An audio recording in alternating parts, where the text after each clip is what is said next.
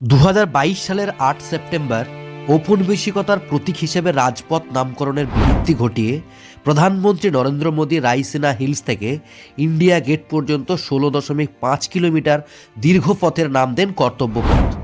নতুন রূপে সেজে উঠেছে রাজধানী, প্রধানমন্ত্রী ও রাষ্ট্রপতি ভবন, নতুন সাংসদ ভবন থেকে শুরু করে কর্তব্যপথ সেন্ট্রাল ভিস্তা প্রকল্পের অধীনে রাজধানীকে ঔপনিবেশিকতার প্রতীক থেকে মুক্ত করার উদ্যোগ নিয়েছে নরেন্দ্র মোদী সরকার। ৭৫তম স্বাধীনতা দিবসে দেশজুড়ে অমৃত মহোৎসব উদযাপনের সঙ্গে সঙ্গে ঔপনিবেশিকতার সমস্ত প্রতীক বিলুপ্তির উপর জোর দিয়েছেন প্রধানমন্ত্রী নরেন্দ্র মোদী, আর সেটার সূচনা হয়েছিল কর্তব্য পথের মাধ্যমে। গত বছরের ৮ সেপ্টেম্বরে কর্তব্য পথের উদ্বোধন করেছেন প্রধানমন্ত্রী।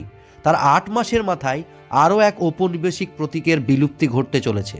স্বাভাবিকভাবেই নতুন সংসদ ভবন উদ্বোধনের মুহূর্তে বিশেষ প্রাসঙ্গিক হয়ে উঠেছিল এই কর্তব্য পথ। কর্তব্য পথের ইতিহাস ঘাটলে জানা যায়, রাষ্ট্রপতি ভবন থেকে ইন্ডিয়া গেট পর্যন্ত রাস্তাটির নাম আগে ছিল কিংস ওয়ে। 1911 সালে ব্রিটিশ সরকার যখন তাদের সাম্রাজ্যের রাজধানী কলকাতা থেকে দিল্লিতে স্থানান্তরিত করার সিদ্ধান্ত নেন, নতুন শহর নির্মাণের কাজ শুরু করে।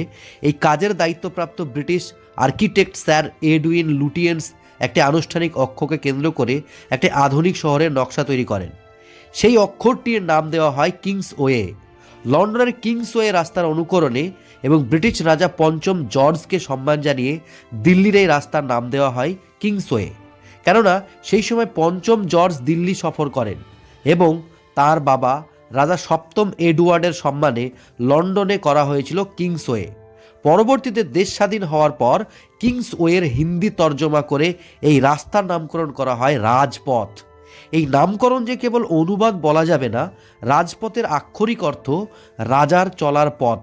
আর এই পথ দিয়ে তৎকালীন ভাইসরয় প্রাসাদ, বর্তমানে রাষ্ট্রপতি ভবন থেকে ইন্ডিয়া গেট বাধাহীনভাবে যাওয়া যেত।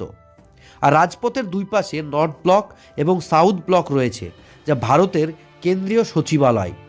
নর্থ ব্লকে অর্থ ও স্বরাষ্ট্র মন্ত্রকের কার্যালয়, সাউথ ব্লকে বিদেশ ও প্রতিরক্ষা মন্ত্রক, প্রধানমন্ত্রীর কার্যালয়ের মতো অন্যান্য গুরুত্বপূর্ণ কার্যালয় ও সচিবালয় ভবনও।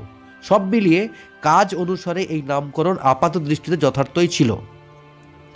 2022 সালের 8 সেপ্টেম্বর ঔপনিবেশিকতার প্রতীক হিসেবে রাজপথ নামকরণের বিলুপ্তি ঘটিয়ে প্রধানমন্ত্রী নরেন্দ্র মোদী রাইসিনা হিলস থেকে ইন্ডিয়া গেট পর্যন্ত 16.5 কিলোমিটার দীর্ঘ পথের নাম দেন কর্তব্য পথ। প্রধানমন্ত্রীর কথায়, পথের নামই যদি রাজপথ হয়, সেখান থেকে কেউ নিজেকে দেশের সেবক কি করে মনে করবে। কিন্তু এখন কর্তব্য পথ দিয়ে যাওয়ার সময় দেশের সকলে কর্তব্য পালনে অনুপ্রাণিত হবে। আমরা ঔপনিবেশিকতার আরেকটি প্রতীক ছেড়ে বেরিয়ে এলাম। কর্তব্য পথের মাধ্যমে দেশে একটি নতুন যুগের সূচনা হলো এবং শ্রমকে সম্মান জানানোর জন্য পুরনো ঐতিহ্য নতুন করে প্রতিষ্ঠিত হচ্ছে বলেও জানান তিনি। কেবল রাজপথের নাম বদলে কর্তব্য পথ করা নয়, সেন্ট্রাল ভিস্তা প্রকল্পের অধীনে গোটা রাস্তাটি সুন্দর করে সাজানো হয়েছে।